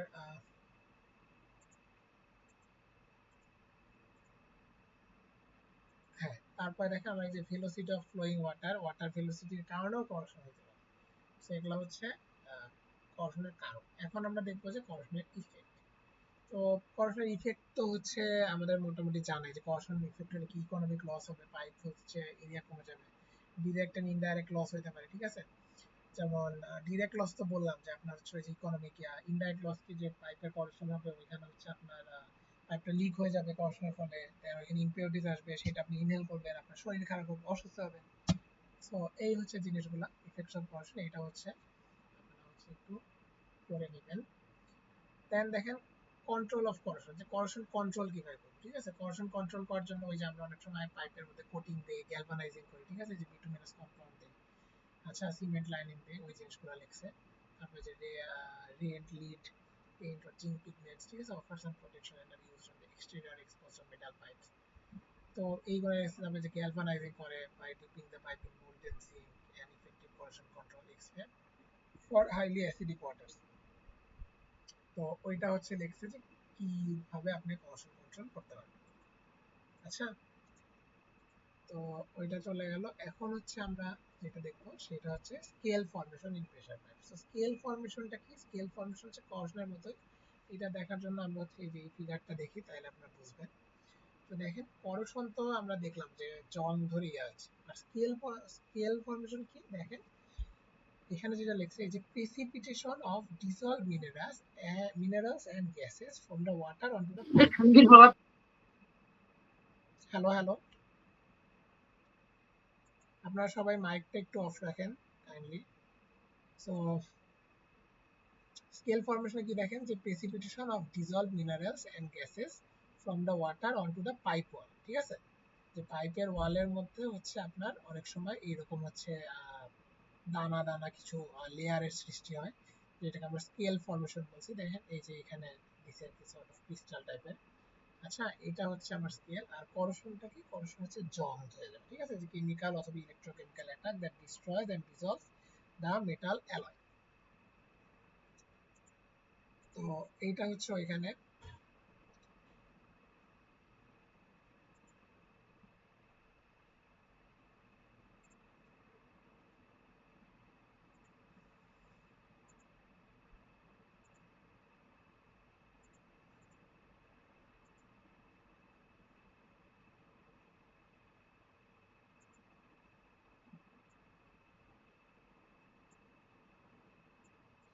স্যার আমার প্রেজেন্টটা দিয়েন স্যার, আমি নামাজে যাচ্ছি।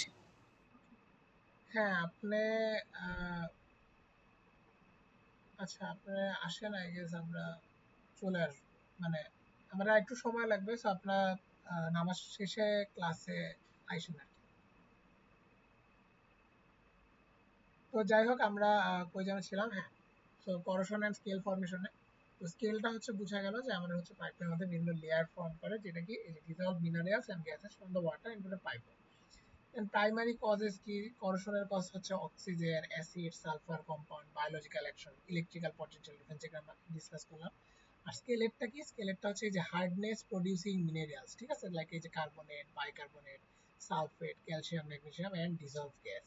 এগুলার কারণ হচ্ছে দেখেন এই যে এরকম হচ্ছে কিছু লেয়ারের মতো ফর্ম হয় পাইপের মধ্যে, যার ফলে হচ্ছে দেখেন এই যে পাইপের কিন্তু আপনার যে এরিয়াটা হচ্ছে কমে যাচ্ছে, দেখছেন এই যে স্তর পড়ে গেছে, দেখছেন এই যে এখানে হলুদ হলুদ কালারের স্তর পড়ে গেছে। সো এখানে কিন্তু হচ্ছে এই যে চোমস দা pipe rapidly reducing the cross sectional area and causing early burst due to pressure build up, ঠিক আছে। যখন আপনার হচ্ছে ওয়াটার যাইতে পারবে না, ওইখানে হচ্ছে প্রেসার বিল্ড আপ হবে, এর জন্য পাইপটা বাস্ট হয়ে যেতে পারে।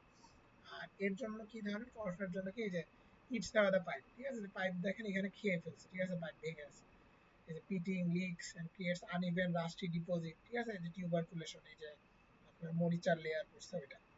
দেন প্রাইমারি কন্ট্রোল কি দেখেন, এই যে protective linings, paint, galvanizing bituminous cement ওইটা। আর এখানে কি ওয়াটার সফটেনিং। সো আমরা হচ্ছে যেহেতু হার্ডনেসের কারণে হচ্ছে, সো আমরা হচ্ছে যে খড় পানিগুলোকে সফট করি, ঠিক আছে, ওয়াটার সফটেনিং। এই water softening and treatment phase to remove dissolve mineral and compounds, ঠিক আছে। তো এটা হচ্ছে স্কেল অ্যান্ড করোশন গেল। আর দেখেন এইটাই হচ্ছে আমাদের এখানে স্কেল ফর্মেশন ছিল, এটা হচ্ছে আমি একটু ইয়াতে করলাম। কন্ট্রোল অফ স্কেল ফর্মেশনও কিন্তু আমরা হচ্ছে মোটামুটি আলোচনা করে ফেললাম, যেটা আপনি দেখলেন যে কি করবো যে ওয়াটারটাকে ওয়াটার সফটেনিং, ঠিক আছে, ওয়াটার সফটেনিং করলে ওইখান থেকে হচ্ছে আমরা স্কেল ফর্মেশনটা রিমুভ করতে পারবো। দেন আমরা আর হচ্ছে এখানে দেখেন আরো কিছু আছে যে the following are the effective process by which scale forming minerals and gases are removed from water. এগুলা কি দেখেন হচ্ছে যে lime soda process, zeolite process, phosphate process, lime process, ঠিক আছে। এগুলা হচ্ছে আপনার এই যে পরবর্তী চ্যাপ্টারে আছে, সো আপনারা হচ্ছে জাস্ট নামগুলা পড়ে নিন, ঠিক আছে। নেম,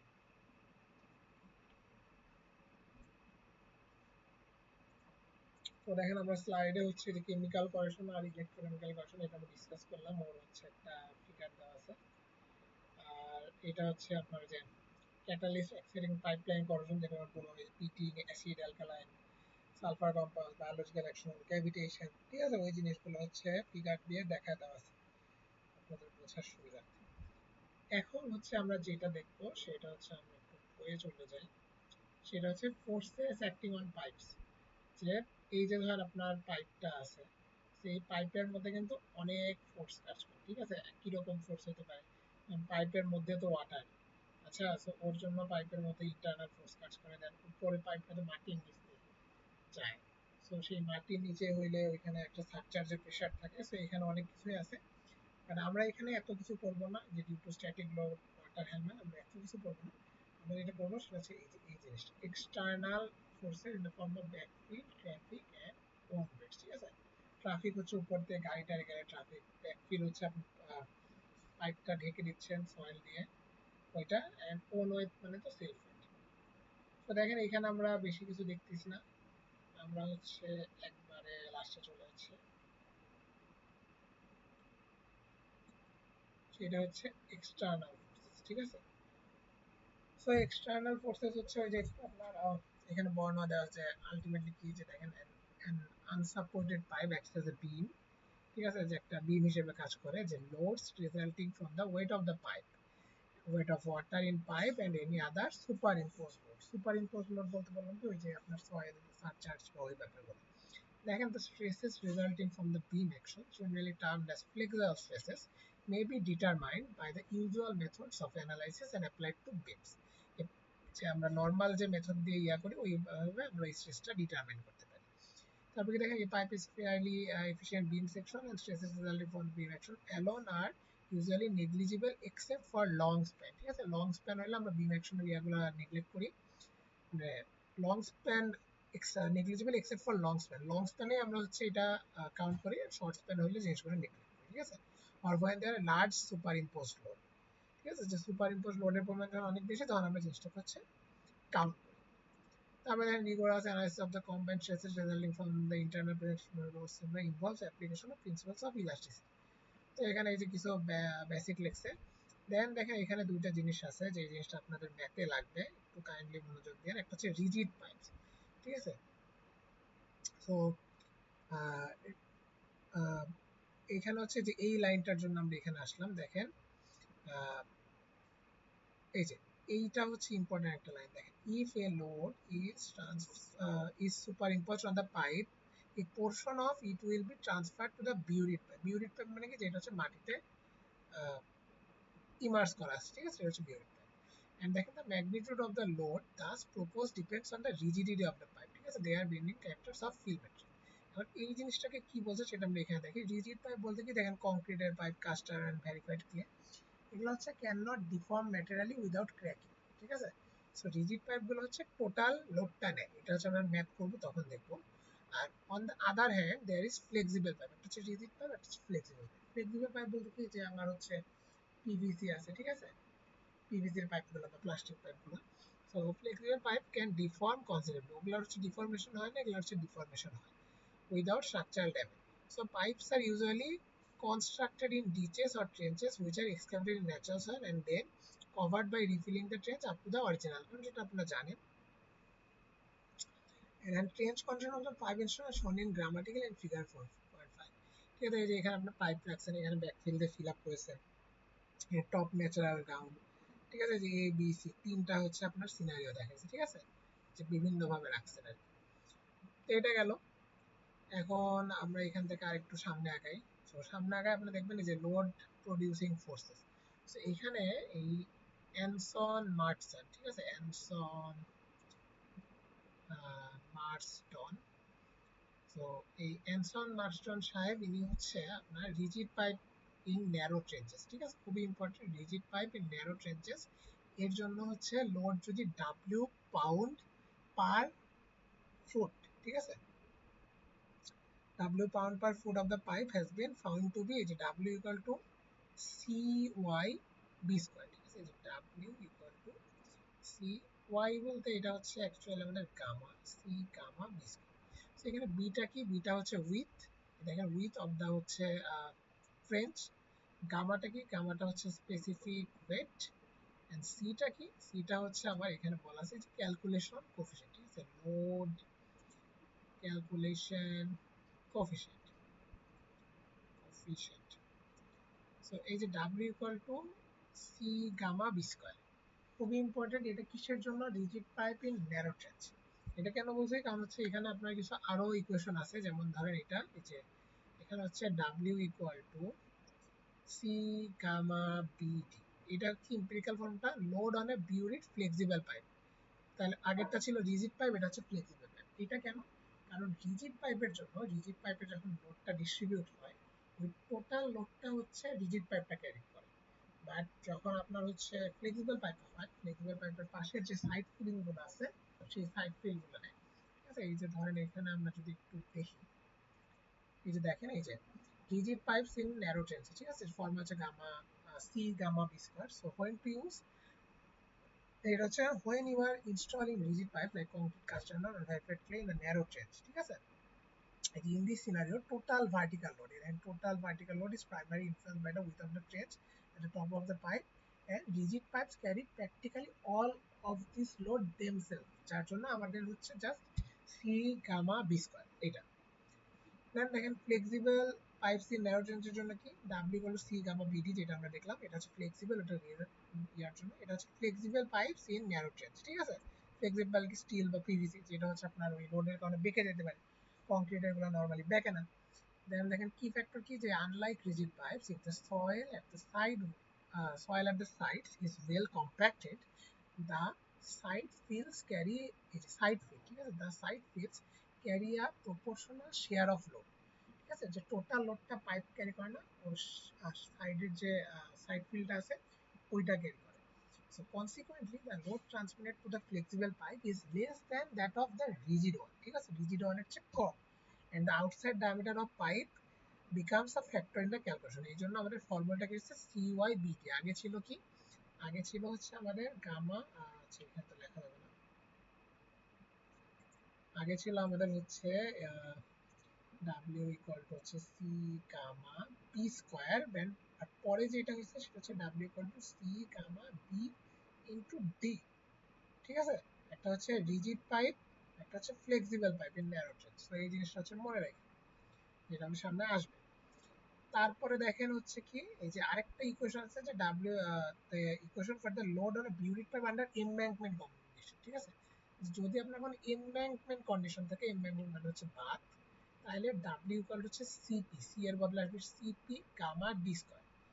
সো ডিটা কি, ডিটা কিন্তু হচ্ছে যত সম্ভব এটা হচ্ছে ডায়ামিটার অফ দ্য পাইপ, ঠিক আছে। আমরা হচ্ছে আগের জায়গায় ডি কি outside dia of the pipe, not inside, that is the outside diameter of the pipe. আর সিটা বললাম লোড কোফিশিয়েন্ট। এখন এই সিপিটা কি, সিপিটা হচ্ছে একটা কোফিশিয়েন্ট, এই যে depend on type of pipe, characteristic of functional backfill. এই যে হচ্ছে আমরা টেবিল থেকে পাবো, ঠিক আছে।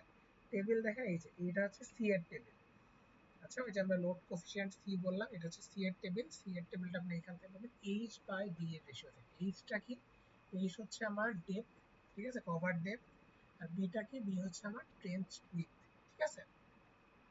এইচ বাই বি এর রেশিও থেকে আপনার সি এর ভ্যালু পাবেন। আর এখানে দেখেন এই যে specific wait of the material, ঠিক আছে, যে আপনার যদি ওই যে ফিলিং ম্যাটেরিয়াল স্যান্ড গ্রাভেল হয় তাহলে গামার ভ্যালু হচ্ছে 100। এটা কি, এটা হচ্ছে পাউন্ড পার কিউবিক ফিট, ঠিক আছে, 100। দেন স্যাচুরেটেড টপ সয়েল যদি হয় তাহলে 100, ক্লে হলে 120, স্যাচুরেটেড 130। এইভাবে হচ্ছে জিনিসটা বলা আছে। ধর আমাদের সি এর ভ্যালুগুলো লাগবে, কারণ আপনারা তো ফর্মুলা দেখলেন যে আমার হচ্ছে ডাব্লিউ ইকুয়াল টু হচ্ছে সি গামা বি স্কয়ার, ঠিক আছে? সো সি তো লাগতেছে, তো এটার জন্য সি এর জন্য একটা, দেন সিপি এর জন্য হচ্ছে আরেকটা। এই যে দেখেন over depth by pipe diameter, ঠিক আছে? এইচ বাই ডি, ওইটা ছিল এইচ বাই পি, এটা হচ্ছে ট্রেঞ্চ উইথ ছিল, আর এটা হচ্ছে এইচ বাই ডি, কারণ সিপি এর ফর্মুলায় কিন্তু আপনারা কি দেখছেন, ডি স্কয়ার, ঠিক আছে? সিপি এর ফর্মুলাটা কি, সিপি গামা ওয়াই, মানে সিপি গামা ডি স্কয়ার। তো এখানে যে পাইপ ডায়া হচ্ছে রিজিড পাইপ, আন্ডারলাইন বেস, নন কলসিভ ব্যাকফিল, এই জিনিসগুলো হচ্ছে আপনার মেনশন করা থাকবে, ঠিক আছে? আর হচ্ছে এখানে আপনার এই যে আরো কিছু ব্যাপার স্যাপার ছিল, ঠিক আছে? আহ, এই জিনিসগুলো হচ্ছে আমরা আপাতত দেখতেছি না, এই যে সুপার ইম্পোজ কনসেন্ট্রেটেড লোড যদি থাকে, so এইগুলো হচ্ছে বাদ, এই যে ট্রাফিক লোডের ব্যাপার স্যাপার, so এগুলো হচ্ছে আপনাদের জন্য আপাতত লাগতেছে না।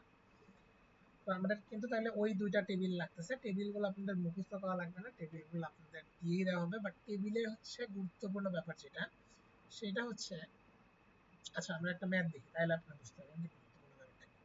So again, problem 1, what is the probable maximum load on a pipe laid in a trench that is 3.5 feet and depth of the fill above the top of the pipe is 9 feet. So here h is equal to 9 feet and laid in a trench width কত, that is b is equal to 3.5 feet.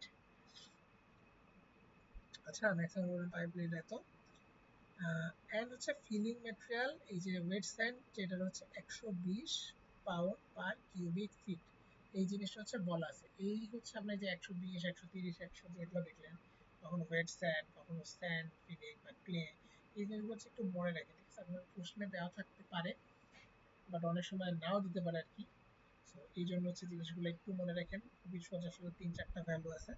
So দেখেন আপনার এখানে C এর ভ্যালুটা লাগবে, so সিটা আপনি কেমনে বের করবেন, সিটা আপনি বের করবেন এইচ বাই বি এর রেশিও থেকে। সো এইচ বাই বি এর রেশিওটা কি, এইচ হচ্ছে আপনার 9 ফিট, বি হচ্ছে কত, বি হচ্ছে 3.5 ফিট, ঠিক আছে? তো আপনারা যদি দেখেন এটা হচ্ছে 9 ফিট আর এটা হচ্ছে 3.5 ফিট, তাহলে এই রেশিওটা আসবে হচ্ছে 2.57, ঠিক আছে? দেখেন 2.57 এখানে রেশিওটাও দিয়ে দিচ্ছে। এখন দেখেন 2.57 যদি হয় তাহলে আপনার কি আসবে, ঠিক আছে? আপনার কিন্তু হচ্ছে, আমরা এই যে টেবিলটা দেখি, দেখেন এই যে 1 2 3 4 আছে, 2.57 তো নাই, so 2.57 lies between somewhere here 2.57। So এর জন্য আমরা কি করব, আমাদের হচ্ছে ক্লে দিছে, ঠিক আছে? ওয়েট স্যান্ড কি ছিল আমাদের, এটা দেখেন আমাদের ওয়েট স্যান্ড দিয়েছে gamma equal to 120 pound per cubic, ঠিক আছে? সো আমরা দেখি যে আমাদের এখানে ওয়েট স্যান্ড আছে কিনা। সো এখানে কিন্তু আমাদের হচ্ছে স্যান্ড আছে, স্যাচুরেটেড অপশন আছে, ক্লে আছে, স্যাচুরেটেড ক্লে আছে। সো যেহেতু আমার হচ্ছে ওয়েট স্যান্ডের স্পেসিফিক ইউনিট ওয়েটটা 120 দিয়ে দেওয়া আছে, সো আমি এই 120 এর কলাম থেকে নিয়ে হচ্ছে কাজ করব, ঠিক আছে? তো দেখেন এটা হচ্ছে যে এটা হচ্ছে আপনার কত হবে, তো এটা হচ্ছে আপনাদের বেসিক ইন্টারপোলেশন, আপনারা আই গেস মনে হয় পারেন।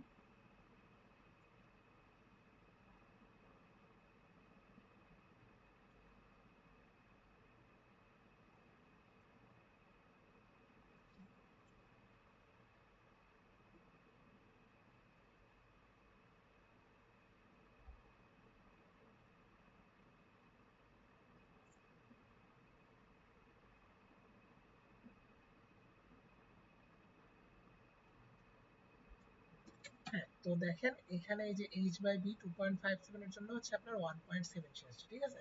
তো এই জিনিসটা কিভাবে আসলো, এটা কিন্তু আমরা হচ্ছে যে ইন্টারপোলেশন করলাম, সেই ইন্টারপোলেশনটা হচ্ছে ধরেন আমরা হচ্ছে ধরেন এই যে আমরা যদি দুইটার ডিফারেন্স নিয়ে কাজ করি তাহলে কিন্তু আমরা পাইতে পারি, ঠিক আছে? যে আপনারা হচ্ছে একটু ক্যালকুলেট করে দেখবেন আর কি, তাহলে দেখবেন যে ইজি লাগতেছে।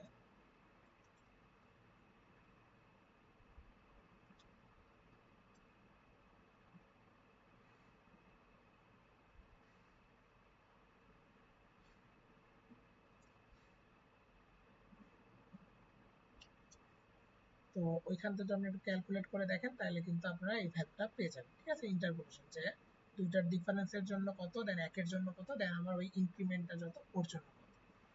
আচ্ছা, তো এই হচ্ছে ব্যাপার, আমাদের এখানে গেল। দেন দেখেন এখানে হচ্ছে আপনার যে ক্যালকুলেটেড করছে, তো ক্যালকুলেটেড করে এখান থেকে একটা ভ্যালু পেয়েছে, ঠিক আছে।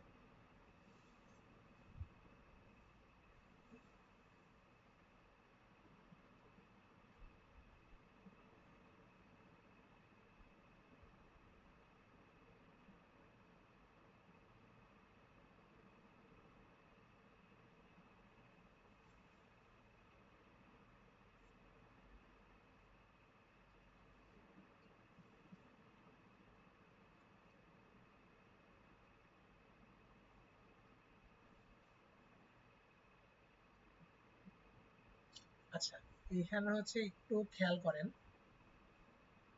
এখানে যেটা করছে, এখানে কিন্তু ওরা হচ্ছে এই যে দেখেন আপনার হচ্ছে ফিলিং ম্যাটেরিয়াল হচ্ছে ওয়েট স্যান্ড, ঠিক আছে। তো এইখানে হচ্ছে যেহেতু ওরা স্যান্ড বলেই দিছে, আচ্ছা, সেহেতু কিন্তু আমরা ওই গামা ইকুয়াল টু 120 ক্লে এর যে ভ্যালুটা ওইটা নিব না। ওয়েট স্যান্ড মানে হচ্ছে স্যাচুরেটেড কন্ডিশনে, যার জন্য হচ্ছে এটা হচ্ছে ইউনিট ওয়েটটা একটু বেশি। সো আমরা কিন্তু হচ্ছে ওই ভ্যালুটা দিয়ে করছি, ঠিক আছে। এই যে দেখেন the coefficient of C for sand.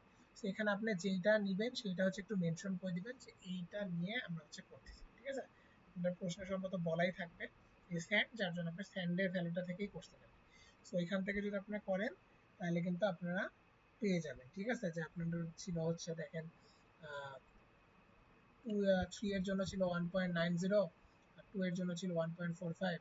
তাহলে যদি ডিফারেন্স করেন তাহলে কত হচ্ছে, 3 মাইনাস 2 হচ্ছে 1, এন্ড 2.57 এর জন্য কত, এখানে হচ্ছে 0.57। তাহলে যদি আপনারা দেখেন যে এই ভ্যালুটা হচ্ছে লাইক হচ্ছে দিস ইজ 0.2565 সামথিং। সো আমরা হচ্ছে 2 এর ভ্যালুটা ছিল কত, 2 এর ভ্যালু ছিল হচ্ছে 1.45। সো 2.57 এর ভ্যালুটা অবশ্যই বেশি হবে। সো আমরা 1.45 এর সাথে যদি এই ভ্যালুটা যোগ করি তাহলে আসবে 1.7065। সো এই যে কাছাকাছি দেখেন 1.73 এর মতো। আচ্ছা, তো এই হচ্ছে ব্যাপার আর কি।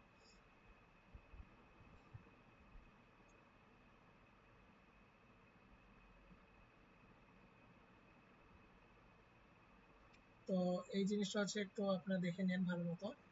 আর টেবিলের ভ্যালু মুখস্থ করা লাগবে না, টেবিলের ভ্যালু হচ্ছে আপনাদের জন্য দেওয়াই থাকবে। সো আপনারা ওইখান থেকেই করতে পারেন, কোনো সমস্যা নাই,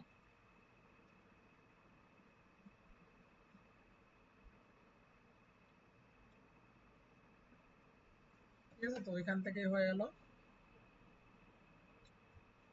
দেন পরেরটা কি, পরেরটা হচ্ছে সেম, দেখেন 3 ফিট ডায়মিটার স্টিল পাইপ, বিউটেল change, 4 feet wide, backfill clay হচ্ছে ক্লে বলেছে। Then on top of the pipe is 6 feet below the surface of the fill, calculate the load of the pipe। তাহলে দেখেন আমার হচ্ছে এখানে আপনারা বুঝতেই পারতেছেন যে এখানে আপনার কিন্তু হচ্ছে আহ, এখানে হচ্ছে আমার যে কন্ডিশনটা আছে সেখানে হচ্ছে এই যে লোড অফ দ্য পাইপ, এই C gamma B D. So gamma হচ্ছে 120 দেওয়া আছে, সি হচ্ছে আমরা কি করছি, সি হচ্ছে, ও এখানে দেখেন এখানে আমরা take the value of C equal to 1.2 এখানে বলেই দেওয়া আছে। সো সি এর ভ্যালু 1.2, গামার ভ্যালু 120, বি হচ্ছে কত, বি হচ্ছে আপনার ওটা কি বলবো, আমাদের যে বেস ট্রেঞ্চের যে উইডথটা, ঠিক আছে, that is 4 feet wide, that is 4 feet wide. আর থ্রি হচ্ছে পাইপের ডায়া, ঠিক আছে। এখন আপনার প্রশ্ন আসতে পারে যে স্যার এইটা বুঝবো কেমন যে রিজিড পাইপ বা কি, এখানে তো এরকম কিছু বলা নেই। বাট আপনি দেখেন এখানে কিন্তু পাইপ ডায়ামিটার স্টিল পাইপ বলে দেওয়া আছে, ঠিক আছে। স্টিল পাইপ মানে আমরা কি বুঝলাম, স্টিল পাইপ কিন্তু আমরা বলছি যে ফ্লেক্সিবল পাইপ। তো এখান থেকে গেলে আমরা বুঝতেছি যে ফ্লেক্সিবল পাইপ ডায়ামিটার দেওয়া আছে, আমরা ওই ফর্মুলা নিতে হবে। আর প্রথমটায় কিন্তু দেখেন ওই রকম কিছু বলা ছিল না। আর হচ্ছে আমাদের পাইপের হচ্ছে মানে কোনো ইয়াটিও ছিল না, ডায়াটাও ছিল না। So আমরা জাস্ট ওই ফর্মুলা নিয়ে গেছি। এন্ড 3 নাম্বারটা হচ্ছে যে সিপিএর ফর্মুলা, এমব্যাকমেন্ট সিনারিও, ঠিক আছে। এই যে রিজিড কংক্রিট পাইপ দিয়েছে, বলেছে including ground is power to land depth হচ্ছে 6 ফিট, ক্যালকুলেট দ্য প্রেসার, সিপিএর ভ্যালু দিয়েছে, আপনারা বুঝে যাচ্ছেন সিপি ইকুয়াল টু হচ্ছে কি, মানে ডাব্লিউ ইকুয়াল টু হচ্ছে সিপি গামা ডি স্কয়ার। এখানে একটু ভুল করছে, ঠিক আছে, এই জিনিসটা হচ্ছে খেয়াল করে। তো এটা করে হচ্ছে এখান থেকে অ্যান্সার বের হচ্ছে। তো এই হচ্ছে আমাদের মোটামুটি জিনিস, ঠিক আছে। তো ইন্টারপোলেশনের ছকগুলো আপনাদের জন্য দেওয়া থাকবে, ছকগুলো থেকে হচ্ছে আপনারা ইন্টারপোলেট করে করবেন, ঠিক আছে। আপনার স্ট্যান্ড থাকতেছে না, গ্রাভেল থাকছে, ওই জিনিসগুলো দেখে। আমার টেবিল কিন্তু লাগতেছে হচ্ছে যে 4.1 লাগতেছে, দেন হচ্ছে 4.2 লাগতেছে, ঠিক আছে। সো সি এর ভ্যালু যদি দেওয়া থাকে তাহলে তো দেওয়া ভালো, অনেক সময় হচ্ছে আপনার এই ছক না দিয়ে সি এর ভ্যালু ডাইরেক্ট দেওয়া থাকতে পারে, আর অনেক সময় হচ্ছে আপনার কি বলবো যে আপনার হচ্ছে ডাইরেক্ট হচ্ছে লেভেল যে ছকটা দেওয়া থাকতে পারে, দেন ছক থেকে হচ্ছে আপনাদের জিনিসটা বের করতে হবে, ঠিক আছে। তো এই হচ্ছে ব্যাপার। আচ্ছা একটা মিনিট থামেন কাইন্ডলি।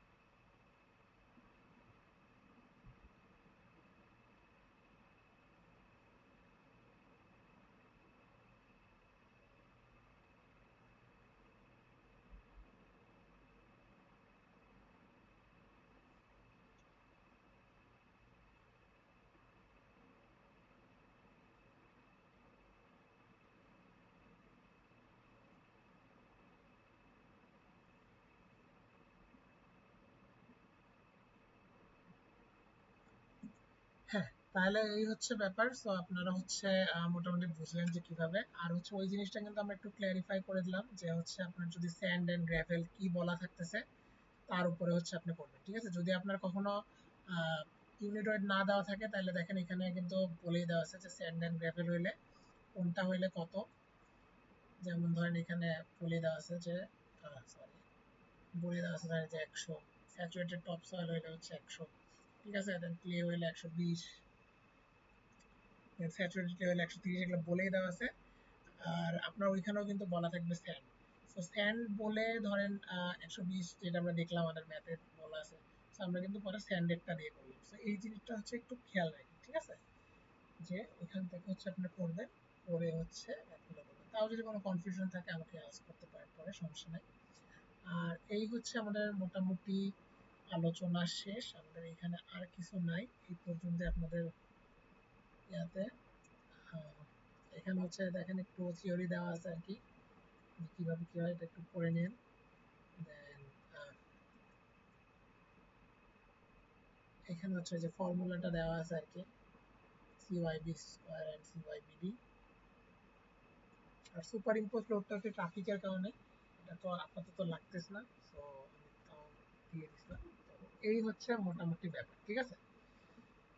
তো এই হচ্ছে মোটামুটি ব্যাপার। আপনাদের কোনো প্রশ্ন আছে বা কোনো ইয়া সম্পর্কে আমরা কিন্তু আজকে মোটামুটি ডিসকাস করছি যে আমাদের কি কি আছে না আছে, ঠিক আছে।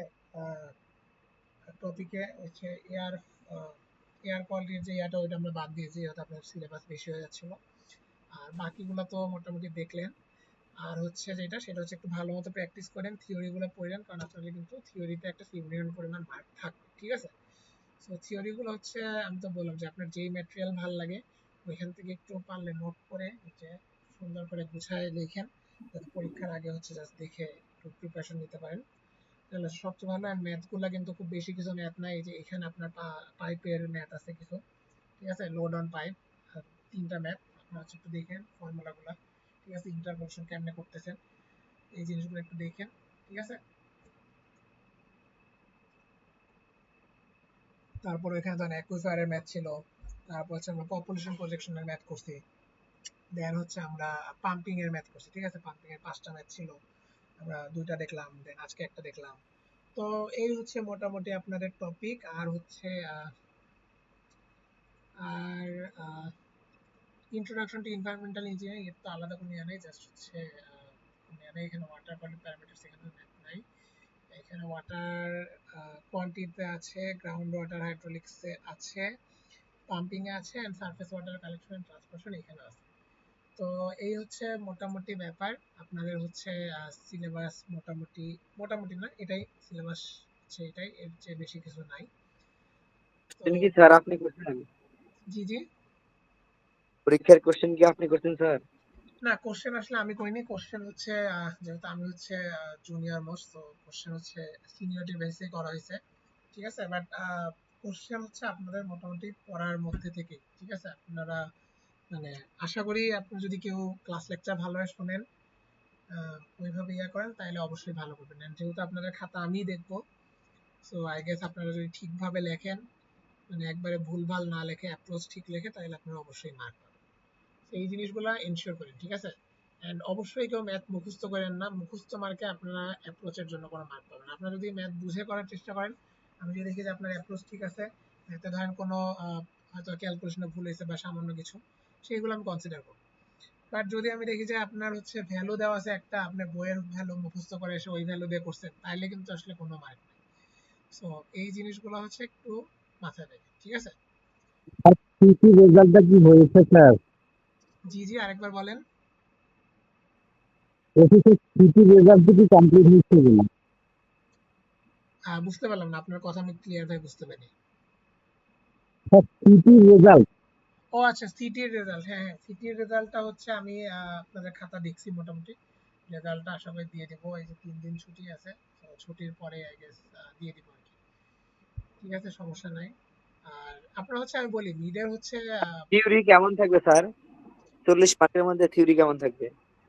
আমি তো বললাম ধরেন আপনাদের হচ্ছে, আপনার তো 30 মার্কের তাই না, 3টা প্রশ্ন অ্যান্সার করতে হয়। সো কোশ্চেন আপনার, তো থাকবে 40 মার্কের, হ্যাঁ অ্যান্সার 40 করবো মার্কের 30। তো আর কি, হ্যাঁ। তো আপনাদের হচ্ছে আমি বলি আপনাদের প্রশ্ন আমি যদ্দূর যা হচ্ছে শুনলাম, ঠিক আছে? এন্ড